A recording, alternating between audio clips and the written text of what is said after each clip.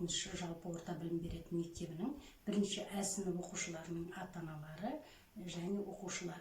Сіздердің бүгінгі соңғы қоңырау мерекесімен құттықтай отырып, өздердің алға қойған мақсатымыз сапалы білім беру, саналы тәрбие беру. Сол жолында ата-аналардың үлкен көмегіне, ауызбіршілігіне алғысымды білдіремін.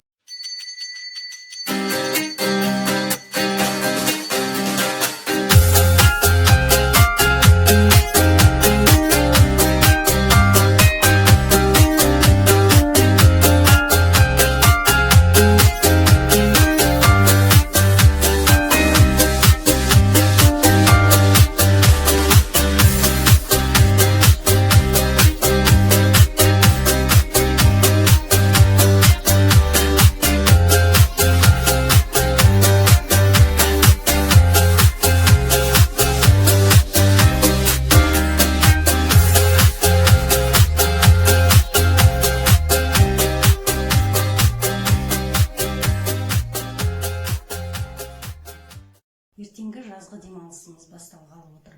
Алдымыздағы 3 ай жазғы демалысымызды өте жақсы көңілді өткізіп, қауіп-қатерден сақ болып, аман-есен қыркүйекте кездескенше сау болыңыздар шәкірттерім.